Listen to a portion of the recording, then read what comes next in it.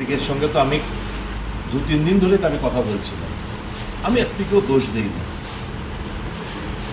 দেয়ার endure immense pressure, আমি বুঝি, উপলব্ধি করি। কিন্তু এতটা নতজন হয়ে যাবে ত্রিপুরা পুলিশ, কলারপ্রাপ্ত রাষ্ট্রপতি কলারপ্রাপ্ত পুলিশ, এতটা মেরুদণ্ড ভেঙে চুরমার হয়ে যাবে আমাদের রাজ্যের পুলিশের, এটা দুঃস্বপ্ন বোধ আমরা ভাবিনি কখন। পুলিশ আঘাতপ্রাপ্ত, মৃদু লাঠিচার্জ করে ডিসপার্স করার কোনো অর্ডার নেই।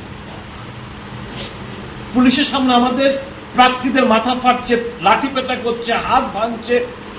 আমি 7 বিধায়ক, আমি আক্রান্ত, কোনো ভূক্ষেপ নেই।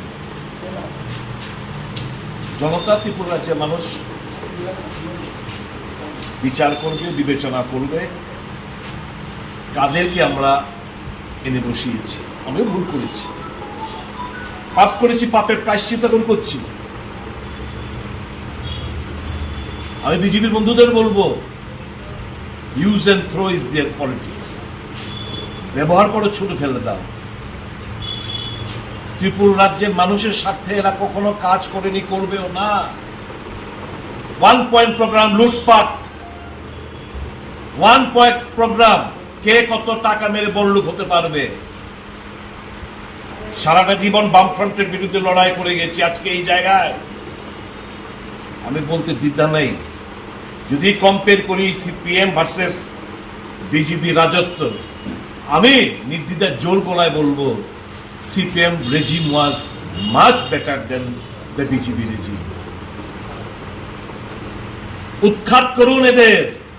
গণতান্ত্রিক পদ্ধতিতে আমি আক্রান্ত, আমার দলের লোকরা আক্রান্ত, আমার জেলা সভাপতি আক্রান্ত, মহিলা ক্যান্ডিডেট আক্রান্ত। রাজনীতি করে হতেই পারে, লড়াইতে মানুষ যে আক্রান্ত, তার বিরুদ্ধে লড়াই করতে গিয়ে আজকে আমরা আক্রান্ত। সবাই মিলে ভয় পাই না। কেউ যদি ভেবে থাকে এই সমস্ত অশ্রাব্য গালাগাল করে, ইট পাটকেল ছুঁড়ে, মাথা ফাটিয়ে, হাত ভেঙে আমাকে বারংবার ইনজোর্ড করে আমরা পিছুপা হয়ে যাব, নেবার। লড়াই সমান তালে চলবে, চিহ্নিত করে রাখছি। সাংবাদিক বন্ধুদের ওখানে যেতে দেয়নি, কেউ রেকর্ড করতে পারে না, কেউ রেকর্ড করার মতো সাহস এদের নেই স্থানীয় সাংবাদিক বন্ধুদের। কোন রাজত্বে আমরা বসবাস করছি? পুলিশ নিষ্ক্রিয়। কোর্টে গেছি, হাইকোর্টে ঠিক অর্ডার পাইনি, কারণ এরাও নত জানো মোদির জামানায়, পুলিশ নত জানো, জুডিশিয়ারি নত জানো, মিডিয়া নত জানো। আজকে পদদলিত গণতন্ত্রকে পুনরুদ্ধার করতে হবে রাজ্যে সকলের সে মানুষের সহযোগিতা চাইছে। এবং এই ঘটনাগুলো সারা রাজ্যতে ভাববে শুধু তেপানিয়া, যুক্তি ব্লকে একই অবস্থা, মাতাবাড়ি ব্লক একই অবস্থা, ঋষ্যমুখ ব্লক একই অবস্থা, আমাদের দুর্গাচৌমুহনী ধলাই একই অবস্থা, সালেমা একই অবস্থা।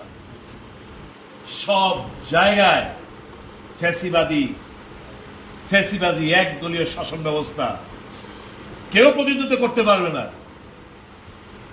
নির্বাচনের পর কাল থেকে বলতে শুরু করবে আমরা কি প্রার্থী দেব নাকি, প্রার্থী তো নেই বিরোধীদের হাতে। দেখেন 90% বিনা প্রতিদ্বন্দ্বিতায় জয়ী। এই তো বাধ্য করবে সংবাদপত্র, নিউজ ব্যান্ডের আপনাদের বাধ্য করবে নিউজ ছাপাতে। এই তো চলছে রাজ্য। উৎখাত করব, বেশি দিন নেই।